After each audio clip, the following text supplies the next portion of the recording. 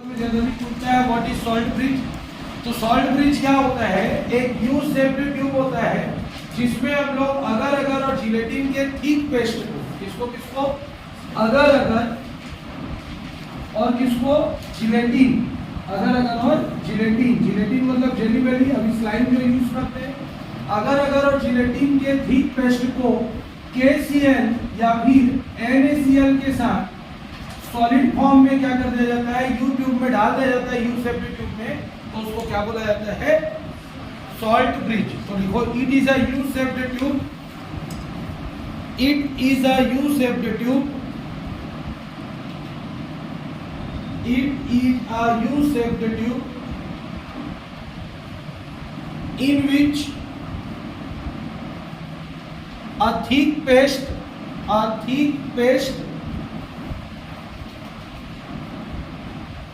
of agar agar and gelatin, agar agar और gelatin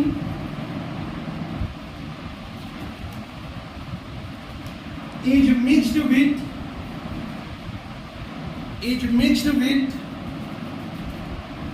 KCl और NaCl, KCl और NaCl, full stop.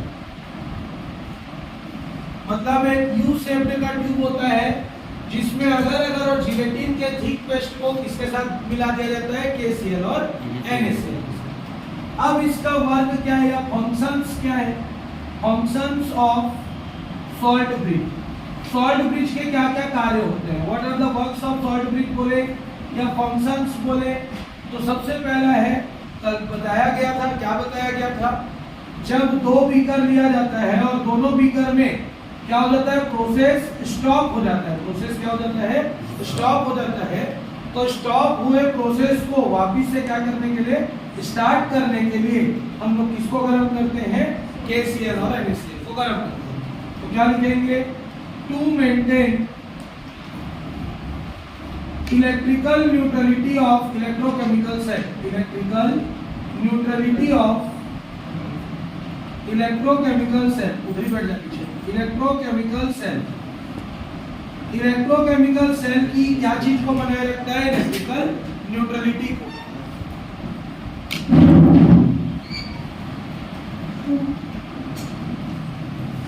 Electrical neutrality को कैसे बनाया जाता है, कल हम लोग पढ़े थे, यहाँ पर किसका आयन का मात्रा बढ़ जाता है, Zn2+, और यहाँ पर किसका बढ़ जाता है, SO4 2-।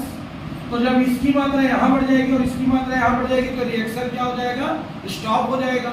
तब हम लोग किसको गर्म करते हैं, KCl या NaCl को गर्म करते हैं और किसमें ब्रेक करते हैं, K+ और Cl- या NaCl को गर्म करके क्या बनाते हैं, Na+ और Cl-। Cl किसकी तरफ चला जाता है, जिंक, और K किसकी तरफ चला जाता है, SO। ऐसे ही पढ़े थे कब।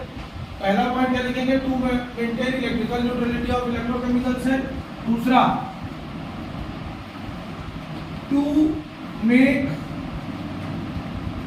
आयंस इनटू सॉल्यूशंस, आयन को वापिस क्या बनाने में, सॉल्यूशंस बनाने में, रिएक्शन करके क्या बनाते हैं हम लोग, सॉल्यूशन बनाते हैं। नोट करो दोनों पॉइंट। ये हो गया सॉल्ट ब्रिज।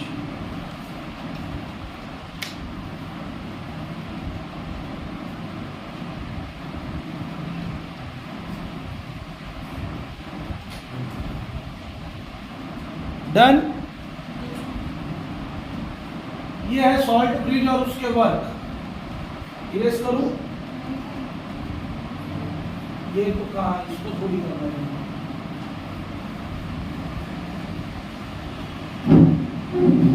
क्लियर।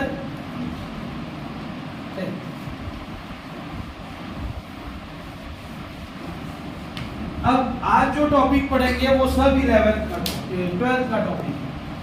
कल जो पढ़े थे वो थोड़ा सा 11th का टॉपिक था, आज से 12th का टॉपिक स्टार्ट होगा, जिसमें पहला पॉइंट अपन पढ़ेंगे इलेक्ट्रोड पोटेंशियल। बातचीत नहीं करो, electrode potential, what do mean by electrode potential. Electrode potential क्या होता है, अभी फिजिक्स में चैप्टर 2 में एक टॉपिक पढ़ा है हम लोगों ने। फिजिक्स में क्या टॉपिक पढ़ा है, इलेक्ट्रिक पोटेंशियल, ये पढ़ गया इलेक्ट्रिक पोटेंशियल। हाँ चलो, धरती बता इलेक्ट्रिक पोटेंशियल क्या होता है, धरती बता बता बता, what is electric potential?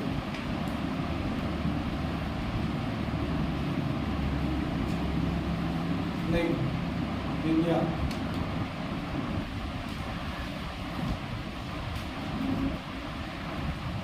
Charge एक पॉइंट से दूसरे पॉइंट तक जाता है, बस उतने ही वो इलेक्ट्रिक पोटेंशियल है, कुछ और?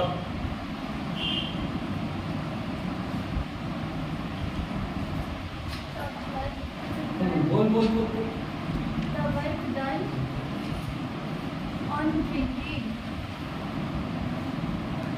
a charge from one point to another point it's called electric potential. किसी भी चार्ज को एक पॉइंट से दूसरे पॉइंट पर लेके जाने के लिए जितना वर्क किया जाता है वो क्या कहलाता है, इलेक्ट्रिक पोटेंशियल कहलाता है। और इनफिनाइट से अगर किसी चार्ज को इलेक्ट्रिक फील्ड में लेके आते हैं और वर्क करते हैं तो उसको क्या बोलते हैं, पोटेंशियल डिफरेंस। ये मैंने उस दिन डिफरेंस भी बताया था। फिर से इलेक्ट्रिक पोटेंशियल को सभी लोग याद रखेंगे कि किसी भी चार्ज को एक पॉइंट से दूसरे पॉइंट तक मूव करवाने के लिए जितना वर्क करना पड़ता है वो वर्क क्या कहलाता है, इलेक्ट्रिक पोटेंशियल है। ये फिजिक्स में, इसमें फिजिक्स में। लेकिन अगर हम लोग केमिस्ट्री की बात करें, what do mean by electrode potential, electrode potential क्या होता है, तो इसको अच्छे से समझेंगे। सबसे पहले हम लोग एक बीकर लेंगे, इस बीकर में एक सॉल्यूशन डाल देंगे, एक बीकर लेंगे, कंसीडर अ बीकर, और उस बीकर में हम लोग क्या करेंगे, एक सॉल्यूशन डालेंगे। अब सॉल्यूशन किसका डालेंगे, किसी भी मेटल का, तो मेटल का सॉल्यूशन डालेंगे, जैसे zinc sulphate, copper sulphate, zinc chloride, copper chloride, aluminium nitrate, sodium nitrate, किसी भी मेटल का एक सॉल्यूशन डाल देंगे। और मेटल का सॉल्यूशन डालने के बाद उसमें एक इलेक्ट्रोड लगाना है, क्या लगा देना है, इलेक्ट्रोड लगाना है। अब इलेक्ट्रोड कैसा लगाएंगे, जिस मेटल का हम सॉल्यूशन डाल रहे हैं उसी मेटल का हम क्या लगाएंगे, इलेक्ट्रोड लगाएंगे। मतलब ये जो रहेगा वो वही मेटल रहेगा जिसका हमने क्या डाला है, उस पे सॉल्यूशन डाला है। यहाँ तक क्लियर है कि नहीं? एक ऐसा बीकर लेना है जिस बीकर में हम एक मेटल का क्या डालेंगे, सॉल्यूशन डालेंगे, और जिस मेटल का सॉल्यूशन डालेंगे उसी मेटल का हम क्या लगाएंगे, उसमें इलेक्ट्रोड लगाएंगे। और इलेक्ट्रोड लगाने के बाद उसमें हम क्या करेंगे, करंट फ्लो करेंगे। करंट फ्लो करेंगे तो ये मेटल का सॉल्यूशन किस में ब्रेक हो जाएगा, अपने आयंस में। किसमें ब्रेक हो जाएगा, अपने आयंस में ब्रेक होगा। आयंस में ब्रेक होगा तो इस इलेक्ट्रोड के टर्मिनल्स पे जितना पोटेंशियल क्रिएट होगा, जितना पोटेंशियल क्रिएट होगा, वो क्रिएटेड पोटेंशियल तुम्हारा क्या कहलाएगा, इलेक्ट्रोड पोटेंशियल। सबसे पहले हमने क्या करना है, बीकर लेना है, उस बीकर में हमको क्या करना है, एक सॉल्यूशन डालना है, किसी भी मेटल का सॉल्यूशन डालना है, और जिस मेटल का सॉल्यूशन डालना है उसी मेटल का इसमें क्या लगा देना है, इलेक्ट्रोड लगा देना है। और इलेक्ट्रोड लगा के इसमें क्या फ्लो करना है, करंट फ्लो करना है। जैसे ही किसी भी सॉल्यूशन में करंट फ्लो करते हैं तो वो सॉल्यूशन किसमें टूट जाता है, अपने आयंस में टूट जाता है। अब आयंस में टूटेगा, इट मींस इसमें करंट फ्लो हो रहा है। करंट फ्लो हो रहा है तो इसके टर्मिनल्स पे जितना पोटेंशियल क्रिएट होता है वो क्रिएटेड पोटेंशियल क्या कहलाता है, इलेक्ट्रोड पोटेंशियल। ठीक है, फिर से एक बार लास्ट टाइम बोल रहा हूँ, उसके बाद दिखाऊंगा। किसी भी इलेक्ट्रोड में करंट फ्लो करने पर मेटल का सॉल्यूशन किसमें ब्रेक हो जाता है, अपने आयंस में। और आयंस में ब्रेक हो रहा है इन द सेंस इसमें क्या फ्लो हो चुका है, करंट फ्लो हो चुका है। और करंट फ्लो होगा तो इसके टर्मिनल्स पे जितना पोटेंशियल क्रिएट होता है उस क्रिएटेड पोटेंशियल को हम क्या बोलते हैं, इलेक्ट्रोड पोटेंशियल। लिखो, consider a beaker, consider a beaker in which metal solution is kept, metal solution is kept। कृपया मेटल की स्पेलिंग गलत ना लिखें, METAL लिखना है। Metal solution is kept and electrode of same metal is dipped, electrode of same metal is dipped, electrode of same metal is dipped, DIPPED, dipped मतलब डुबाना, full stop. When electric current is flown in the solution, when electric current is flown in the solution, is flown, F-L-O-W-N, flown in the solution, then it dissociates into ions. It dissociates into ions.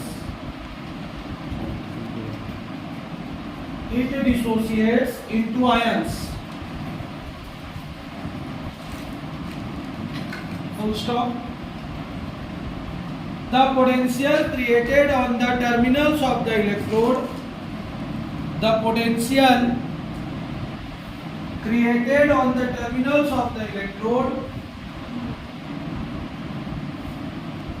is called electrode potential. Is called electrode potential. The potential created on the terminals of the electrode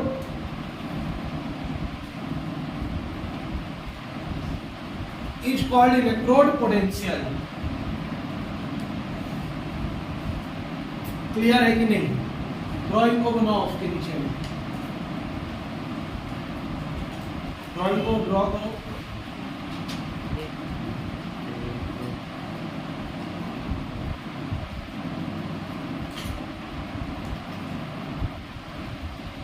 कल में homework दिया था क्या construction और working को लिख के लाने के लिए, है ना? लाइए रफ कॉपी में यार,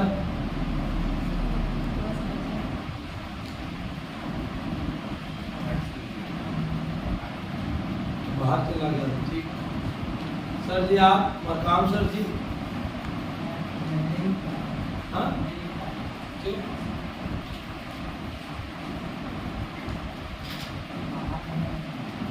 तुम लोग दोनों जने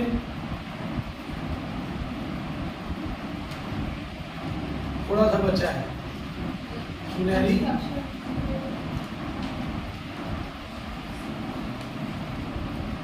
कुलदीप, मेरे से क्या उम्मीद करते हो सर? तुम लोग त्रिनाथ सर पढ़ाए वहाँ, त्रिनाथ पटेल सर लिखिए। कम कौन से ईयर से पढ़ रहे हो तुम?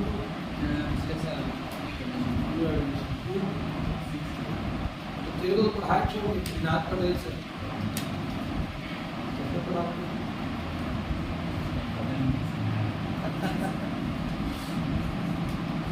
चलो हो गया याला। देखो इलेक्ट्रोड पोटेंशियल को फिजिक्स में अगर पोटेंशियल वर्ड लेते हैं तो फिजिक्स में पोटेंशियल को किससे डिनोट किया जाता है? V से। लेकिन केमिस्ट्री में इलेक्ट्रोड पोटेंशियल को डिनोट किया जाता है कैपिटल E से। किससे डिनोट किया जाता है? कैपिटल E से। ठीक है, जैसा गलती तुम लोग करते हो, ये जो सिंबल है उसको अपन क्या पढ़ते हैं? एप्सिलॉन। क्या पढ़ते हैं? एप्सिलॉन। याद रख ले रहना, ये एलिफेंट वाला ही नहीं है, ये एप्सिलॉन का ही है। ठीक है, कई बार ऐसे लोग बना देते हैं तो ये एलिफेंट वाला ही रहेगा, इलेक्ट्रोड पोटेंशियल ही कहलाएगा। तो इस चीज को याद रख ले रहना, कहीं पर भी एप्सिलॉन वर्ड आया तो तुमको ये घुमाना ही है इसको। ये कर दिए या ये लिख दिए तो ये इलेक्ट्रिक फील्ड इंटेंसिटी हो जाता है। ठीक, तो केमिस्ट्री में याद रखेंगे इलेक्ट्रोड पोटेंशियल को किससे डिनोट किया जाता है? कैपिटल ई से। तो लिखो it is denoted by capital E. It is denoted by capital E. It is मतलब क्या? Electrode potential is denoted by capital E. मतलब कहीं पर भी केमिस्ट्री में तुमको कैपिटल ई नजर आता है इस चैप्टर में, इट मींस वो किस चीज को बता रहा है? इलेक्ट्रोड पोटेंशियल को। Its unit is volt. इसका यूनिट तो वोल्ट ही होगा। पोटेंशियल को किससे नापते हैं? वोल्ट से। VOLT ब्रैकेट में कैपिटल V। इसका यूनिट होता है वोल्ट। मतलब अगर हमको इलेक्ट्रोड पोटेंशियल को मेजर करना है तो हम लोग किससे मेजर करेंगे? वोल्ट से मेजर करेंगे। यहां तक क्लियर है? कोई डाउट? अब इलेक्ट्रोड पोटेंशियल के types of electrode potential. Electrode potential कितने टाइप्स के होते हैं? खाली लिखे नहीं करो, पहले समझ लो। मैं टाइमिंग देता हूं लिखने के लिए। टाइप्स ऑफ इलेक्ट्रोड पोटेंशियल लेंगे। इलेक्ट्रोड पोटेंशियल के कितने टाइप्स होते हैं? तो हमको पता है हम कितना बीकर का यूज करते हैं, 2 बीकर का यूज करते हैं। कितने बीकर का यूज करते हैं? 2 बीकर का। 3 दिन से पढ़ रहे हैं। एक लेफ्ट हैंड साइड वाला होता है, एक राइट हैंड साइड वाला होता है। लेफ्ट हैंड साइड वाले में कौन सा रिएक्शन होता है? ऑक्सीडेशन। राइट हैंड साइड वाले में कौन सा रिएक्शन होता है? रिडक्शन। ये पढ़ चुके हैं सभी लोग कि अगर हम लोग 2 बीकर देखते हैं तो हमेशा याद रखना इलेक्ट्रोकेमिकल सेल में 2 बीकर होगा। जो लेफ्ट हैंड साइड वाला बीकर होगा वो तुम्हारा ऑक्सीडेशन कहलाएगा, जो राइट हैंड साइड वाला बीकर रहेगा वो क्या कहलाएगा? रिडक्शन कहलाएगा। अब ऑक्सीडेशन वाला इलेक्ट्रोड है और उसका अगर हम पोटेंशियल निकालेंगे ईऑक्स, क्या निकाल देंगे हम लोग? ईऑक्स। तो ये हमारा क्या कहलाएगा? पहला पॉइंट क्या कहलाएगा? Oxidation electrode potential. क्या कहलाएगा? Oxidation electrode potential. फिर से हमको ऐसे बीकर का ऑक्सीडेशन, ऐसे बीकर का इलेक्ट्रोड पोटेंशियल निकालना है जिसमें क्या हो रहा है? ऑक्सीडेशन हो रहा है। तो ऑक्सीडेशन होने वाले बीकर का अगर हम क्या निकालते हैं? इलेक्ट्रोड पोटेंशियल निकालते हैं, तो उसको हम क्या बोलते हैं? Oxidation electrode potential. और जिस बीकर में क्या हो रहा है? रिडक्शन हो रहा है, उस रिडक्शन बीकर वाले इलेक्ट्रोड का अगर हम पोटेंशियल निकालते हैं तो इसको क्या बोलेंगे? ई रेट। ई रेट मतलब रिडक्शन। तो इसको अपन क्या पढ़ेंगे? Reduction electrode potential. तो इलेक्ट्रोड पोटेंशियल कितने प्रकार का होता है? 2 प्रकार का होता है। क्या क्या होता है? जिसमें ऑक्सीडेशन हो रहा है, जिस बीकर में ऑक्सीडेशन हो रहा है उस बीकर का इलेक्ट्रोड पोटेंशियल क्या कहलाएगा? ईऑक्स। क्या कहलाएगा? ईऑक्स। ईऑक्स मतलब ऑक्सीडेशन इलेक्ट्रोड पोटेंशियल। और जिस बीकर में रिडक्शन का रिएक्शन हो रहा है उसका इलेक्ट्रोड पोटेंशियल क्या कहलाएगा? रिडक्शन इलेक्ट्रोड पोटेंशियल ई रेट। क्या कहलाएगा? ई रेट। तो अगर टाइप्स ऑफ इलेक्ट्रोड पोटेंशियल पूछा जाएगा तो कितने प्रकार का होता है? 2, क्योंकि 2 ही रिएक्शन होते हैं। केमिस्ट्री में 2 ही रिएक्शन पॉसिबल है। क्या क्या? ऑक्सीडेशन और रिडक्शन। या तो इलेक्ट्रॉन को एक्सेप्ट करेगा या तो इलेक्ट्रॉन को क्या करेगा? डोनेट करेगा। जब डोनेट करता है तो कौन सा रिएक्शन होता है? ऑक्सीडेशन। जब एक्सेप्ट करता है तो कौन सा रिएक्शन होता है? रिडक्शन। कल मैंने पढ़ाया था, परसों भी पढ़ाया था कि जब कोई इलेक्ट्रॉन को डोनेट करता है, donation of electron takes place, then it is called oxidation. Accept electron takes place, then it is called reduction. तो रिडक्शन होगा तो रिडक्शन इलेक्ट्रोड पोटेंशियल कहलाएगा और ऑक्सीडेशन होगा तो क्या कहलाएगा? Oxidation electrode potential. पॉज करो, नोट कर लो। अपनी कॉपी में देंगे electrolyte and electrolysis. Electrolyte and electrolysis.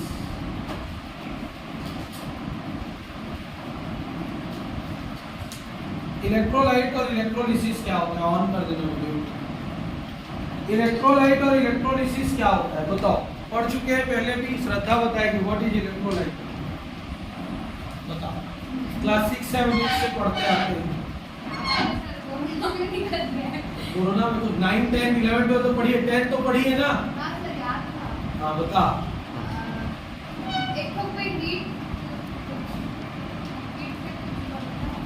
कुछ नहीं बनता। नहीं, ऐसा एक लाइन तो सही नहीं लिखे। सुनहरी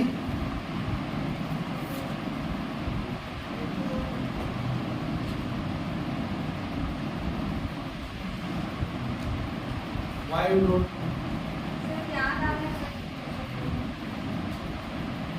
तुषार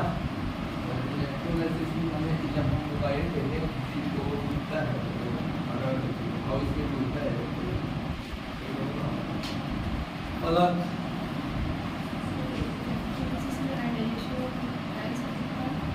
और जोर से बोलना।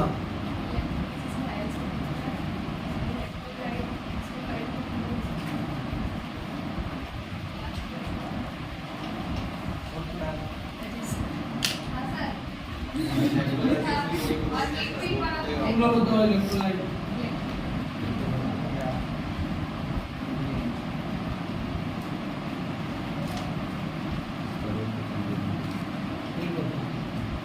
आत्मानंद हमारे केमिस्ट्री टीचर चली गई, बैठ जाओ। Electrolyte and electrolysis. इलेक्ट्रोलाइट क्या होता है? एक ऐसा सब्सटेंस जिसमें करंट अप्लाई करने पर अपने आयंस में टूट जाए, तो वो सब्सटेंस क्या कहलाता है? इलेक्ट्रोलाइट। और ये प्रोसेस क्या कहलाता है? इलेक्ट्रोलिसिस। खत्म। NaCl, NaCl में जब करंट पास आउट करते हैं तो Na+ और Cl- में टूट जाता है, तो NaCl क्या कहलाएगा? इलेक्ट्रोलाइट। और ये जो प्रोसेस हमने किया आयंस में तोड़ने का, वो क्या कहलाएगा? इलेक्ट्रोलिसिस। तो electrolysis is the process and electrolyte is the substance. ठीक, क्लियर? मतलब एक ऐसा सब्सटेंस जिसमें करंट अप्लाई करें और अपने आयंस में टूट जाए, वो क्या कहलाता है? इलेक्ट्रोलाइट। और ये प्रोसेस क्या कहलाता है? इलेक्ट्रोलिसिस। क्लियर है? भूलोगे कि राजा सर तो ऐसे ही पढ़ाए थे, वंदन सर ऐसे ही पढ़ाए थे, नहीं करते। वहां पे आप गलत है, टीचर सही चीज पढ़ा रहा है, थोड़ा सा याद रखने का कैपेसिटी बढ़ाओ। इलेक्ट्रोलाइट क्या होता है?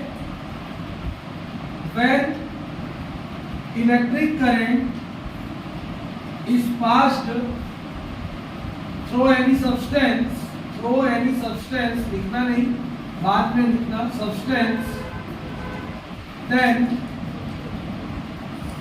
it dissociates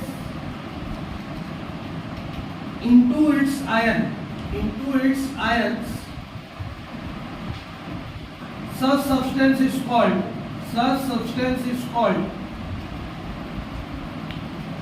electrolyte, and this process is called electrolysis. Is called electrolysis. ये दोनों डेफिनेशन एक साथ ही आता है, ठीक है? आगे कैटलिस्ट और कैटालिसिस पढ़ोगे, वो दोनों अलग अलग होंगे। जैसे इलेक्ट्रोलाइट, इलेक्ट्रोलिसिस, आगे हम लोग पढ़ेंगे कैटलिस्ट और कैटालिसिस, वो दोनों में अंतर हो जाता है, ठीक है? लेकिन यहाँ पे दोनों डेफिनेशन एक साथ चलेगा। चाहे इलेक्ट्रोलाइट का डेफिनेशन है तो भी इतना ही लिखना है, इलेक्ट्रोलिसिस का डेफिनेशन आएगा तो भी इतना ही लिखना है। दोनों में दोनों को नहीं छोड़ सकते, वो कंबाइंड डेफिनेशन है दोनों। एक ऐसा सब्सटेंस जिसमें इलेक्ट्रिक करंट पास करने पर अपने आयंस में टूट जाए, तो वो क्या कहलाता है? इलेक्ट्रोलाइट। और ये प्रोसेस क्या कहलाता है? इलेक्ट्रोलिसिस। अब अगर मैं तुम लोगों को एक नमक का टुकड़ा दे दूं, NaCl तो मैंने एग्जांपल बोला, अगर मैं NaCl का एक तुमको क्या दे दूं? टुकड़ा दे दूं, टुकड़ा को बोलते हैं फ्लेक्स, FLAKES, फ्लेक्स। उस फ्लेक्स को देखो और तुमको मैं बोलूं कि तुम लोग इसमें करंट पास करके इसको आयंस में तोड़ो, so it is possible to break it into iron. Why? कौन बोला no sir? Why? No sir बोला। क्यों? अगर मैं तुम लोग को नमक का इतना बड़ा एक ढेला भी दे दूं, चलो पत्थर का जितना बड़ा एक नमक का ढेला दे दूं, उसमें अगर मैं तुमको थोड़ा रॉड लगाओ बोलूंगा और उसमें करंट को स्वैप करवाओ, ठीक है, तो क्या वो अपने आयंस में टूटेगा? हम लोग तो कभी किए नहीं सर, सोचो टूटेगा? नहीं टूटेगा, क्योंकि इलेक्ट्रोलाइट जनरली याद रखिए रहना, एक ऐसा सब्सटेंस होता है जो कौन से फॉर्म में होना चाहिए? लिक्विड। इस चीज को याद, किस फॉर्म में होना चाहिए? ये इलेक्ट्रोलाइट तभी इलेक्ट्रोलाइट कहलाएगा या तभी अपने आयंस में ब्रेक होगा जब वो सॉल्यूशन फॉर्म में हो। और सॉल्यूशन मतलब लिक्विड फॉर्म। सॉलिड या गैस फॉर्म में रहेगा तब तक कि हम उसको क्या नहीं कर सकते? आयंस में डिवाइड नहीं कर सकते। अब सॉल्ट को तुमको ब्रेक करना तो उसको कैसे करोगे? पानी में घोलना पड़ेगा, पानी में घोलना पड़ेगा। एक गिलास पानी में 1 चम्मच नमक डालो और उस नमक को तुम क्या करो? 2 इलेक्ट्रोड लगा के करंट को पास करो, नमक अपने आयंस में टूट जाए। तो यहाँ पे हमको एक वर्ड जोड़ना पड़ेगा, AQ।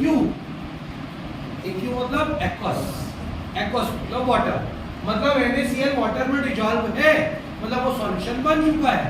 अब उसको जब हम लोग आयनाइज करेंगे तो किसमें टूटेगा? Na+ + Cl। ये अब आयनाइज हुआ, और आयनाइज हुआ तो ये सब्सटेंस क्या कहलाएगा तुम्हारा? इलेक्ट्रोलाइट। क्लियर है कि नहीं है? आपको समझ में आया कि नहीं? ऐसी अगर H2O को खाली ले, आयनाइज होगा? नहीं। Pure water is bad conductor of electricity, pure water is bad conductor of electricity. लगभग 5 लाख मॉलिक्यूल्स में से 2 और 3 मॉलिक्यूल्स ही क्या हो पाते हैं, वाटर के क्या हो पाते हैं, आयनाइज हो पाते हैं। 5 लाख ये पुअर कंडक्टर है। अगर इसको H प्लस और OH माइनस में हम तोड़ना चाहते हैं, ठीक है, तो ये जल्दी से टूटता नहीं है, क्योंकि ये क्या होता है, वीकली आयनाइज्ड होता है। क्या होता है, वीकली आयनाइज्ड। बहुत ही कम इसको हम क्या कर सकते हैं, आयनाइज कर सकते हैं। 5 लाख मॉलिक्यूल में से 1 या 2 मॉलिक्यूल ही इसका क्या हो जाता है, ब्रेक होता है। ठीक है, लेकिन इसमें हल्का सा क्लोरीन को डाल दें। क्लोरीन का टेबलेट आता है। पुराने समय में जब ऑरो नहीं था, कैंट प्यूरिफायर और क्या क्या प्यूरिफायर अभी चलता है वो नहीं था, तो पुराने समय में क्लोरीन का टेबलेट लोग डाल दिया करते थे। तो क्लोरीन का टेबलेट क्या करता था, जितनी भी काई रहती थी, मिट्टी रहती थी, धूल के कण रहते थे, उसको वो एब्जॉर्ब कर लेता था। क्या कर देता था, एब्जॉर्ब, सोख लेता था। तो ऊपर का पानी प्योर रहता था और नीचे में पूरा कचरा आ जाता था। ठीक है, अभी भी देखना, जब हम लोग पानी भरते हैं, कई बार छन्नी लगा के नहीं भरते हैं, तो उसमें जितने भी डस्ट पार्टिकल्स रहते हैं नीचे तली में बैठ जाते हैं जाके। तो क्लोरीन क्या करता है, क्लोरीन का अगर टेबलेट डाल दिया जाता है तो सारे डस्ट पार्टिकल को वो खींच लेता था। आज के डेट में और प्यूरिफायर में वही होता है, क्लोरीन का उसमें रॉड लगा दिया जाता है, तो जितना उसमें क्या रहता है, डस्ट पार्टिकल रहता है, उस रॉड में चिपक जाता है। एक समय के बाद रॉड काम करना बंद कर देता है, तो उसको क्या करना पड़ता है, रिप्लेस करवाना पड़ता है। और प्यूरिफायर में वही चलता है। अब और में कैट हो गया, एक्वा हो गया, जो भी है सब वही कॉन्सेप्ट है। पानी को गर्म क्यों किया जाता है, गर्म पानी कई लोग पीते हैं, ठंडी पानी नहीं पीते। कारण क्या है, गला खराश हो जाएगा, ऐसा तो नहीं होगा, कुछ ना कुछ साइंटिफिक रीजन होगा उसका। गर्म पानी क्यों पिया जाता है, क्योंकि जब हम लोग पानी को बॉयल करते हैं तो जितने बैक्टीरियाज रहते हैं, जितने वायरसेस रहते हैं, वो उनकी मेटाबॉलिज्म खत्म हो जाती है, वर्क करना बंद कर देते हैं। लेकिन ठंडा पानी रहता है, नॉर्मल वाटर रहता है, तो उनका मेटाबॉलिज्म क्या हो जाता है, वायरस और बैक्टीरिया का बढ़ जाता है और हमारे शरीर के अंदर जाता है। तो हमारा जो अंदर में इंसुलिन प्रेजेंट है, इंसुलिन क्या काम होता है, ग्लूकोज लेवल को बैलेंस करता है और लड़ता है। मतलब उसको हम लोग बोले, एक प्रकार का शरीर में जितने भी वायरस और वो रहते हैं, बैक्टीरिया, उससे लड़ने का हमारा क्षमता को बढ़ाता है इंसुलिन। उसको अपन एक और वर्ड बोलते हैं, क्या बोल सकते हैं, इम्यूनिटी। इम्यूनिटी को इंक्रीज करने का काम करता है। लेकिन अगर हम ठंडा पानी कंटिन्यूअसली पीते जाएंगे तो हमारा शरीर क्या होने लगेगा, मेटाबॉलिज्म, हमारे शरीर के अंदर जितने भी जीवाणु हैं, वायरस है, बैक्टीरिया है, वो सब बढ़ जाएंगे। तो ये कॉन्सेप्ट, इलेक्ट्रोलाइट का कॉन्सेप्ट वाटर के लिए सबसे पहले डेवलप किया गया, लेकिन वाटर को आयनाइज नहीं कर पाए। इसको आयनाइज नहीं कर पाए, वाटर को आयनाइज नहीं कर पाए। अगर वाटर आयनाइज होने लग जाएगा तो समुद्र और जितना भी तुम्हारा क्या है, लेक, ये सब क्या हो जाएंगे, वेपोराइज हो जाएंगे, आयंस में ब्रेक हो जाएंगे, हमारा पानी बचेगा ही। ठीक है, तो कुछ चीजों को बैलेंस करने के लिए ऐसा वीकली आयनाइज कर दिया गया। ठीक, लेकिन याद रख लेना, प्योर वाटर की बात कर रहे हैं ना। सॉल्ट मिलाने पे तो ये आयनाइज होगा ही। अभी हम लोग देखे सॉल्ट मिलाएंगे तो आयनाइज हो जाएगा। क्लियर है यहाँ पर तक? तो इलेक्ट्रोलाइट क्लियर है। इलेक्ट्रोलाइट क्या होता है, ऐसा सब्सटेंस जो अपने आयंस में ब्रेक होता है, वो क्या कहलाता है, इलेक्ट्रोलाइट। और इस प्रोसेस को क्या बोला जाता है, इलेक्ट्रोलिसिस। सबसे बेस्ट एग्जांपल है कॉमन सॉल्ट, NaCl। लेकिन NaCl को तुमको देके दो रॉड लगा के बोलेंगे करंट पास करके ब्रेक करो, पॉसिबल नहीं है। इलेक्ट्रोलाइट का कॉन्सेप्ट तब राइज होता है जब हम लोग उसको किस फॉर्म में लेते हैं, सॉल्यूशन, लिक्विड फॉर्म में। जब तक वो सॉलिड फॉर्म में या गैस फॉर्म में रहेगा, इलेक्ट्रोलाइट वर्क नहीं करता है। नाम इलेक्ट्रोलाइट लग रहा है, लेकिन उसको याद रखना, वो सॉल्यूशन फॉर्म में रहता है। किस फॉर्म में रहता है, सॉल्यूशन या लिक्विड फॉर्म में रहता है। क्लियर है यहाँ पर तक? अब इलेक्ट्रोलाइट कितने टाइप्स के होते हैं, टाइप्स ऑफ इलेक्ट्रोलाइट अगर हम देखेंगे तो इलेक्ट्रोलाइट के टोटल 2 टाइप्स होते हैं। कितने टाइप्स होते हैं, 2 टाइप्स होते हैं। एक होता है स्ट्रॉन्ग इलेक्ट्रोलाइट और एक होता है वीक इलेक्ट्रोलाइट। इलेक्ट्रोलाइट कितने टाइप्स के होते हैं, 2 टाइप्स के होते हैं, स्ट्रॉन्ग इलेक्ट्रोलाइट और वीक इलेक्ट्रोलाइट। स्ट्रॉन्ग इलेक्ट्रोलाइट क्या होगा, विच डिसोसिएट्स कंप्लीटली। मतलब अगर 10 मॉलिक्यूल ले रहे हैं तो 10 का 10 मॉलिक्यूल क्या हो जाएगा, डिसोसिएट हो जाएगा। 12 मॉलिक्यूल ले रहे हैं तो 12 का 12 डिसोसिएट हो जाएगा। तो क्या कहलाएगा तुम्हारा स्ट्रॉन्ग इलेक्ट्रोलाइट। और वीक इलेक्ट्रोलाइट क्या होगा, विच डिसोसिएट्स कैसा, पार्शियली। पार्शियली मतलब अभी जैसे हम लोग देखे 1 लाख 2 लाख मॉलिक्यूल में 1 या 2 मॉलिक्यूल ही क्या हो पाएगा, टूट पाएगा। ऐसा भी हो सकता है कि 10 में से 1 भी टूटे तो भी ये वीक है, पूरा टूटेगा तो स्ट्रॉन्ग है, पूरा नहीं टूटेगा तो वो क्या है, वीक है। वीक को हम पार्शियली भी बोलते हैं या पार्शियल इलेक्ट्रोलाइट भी बोलते हैं। क्या बोलते हैं, पार्शियल इलेक्ट्रोलाइट भी बोलते हैं। तो there are 2 types of electrolyte, strong and weak. Clear है। स्ट्रॉन्ग इलेक्ट्रोलाइट क्या होगा, जो कंप्लीटली डिसोसिएट होगा। वीक इलेक्ट्रोलाइट क्या होगा, जो पार्शियली डिसोसिएट होगा। कंप्लीटली का एग्जांपल 2-4 याद रखना, HCl, H2SO4, NaCl, NaOH, ठीक है, ये सब किसका एग्जांपल है, स्ट्रॉन्ग का। वीक का एग्जांपल याद रखना, CH3COOH, NH4OH, H2O, NH4Cl, ये सब किसके एग्जांपल है, तुम्हारे वीक के एग्जांपल। पॉज करो, नोट करो।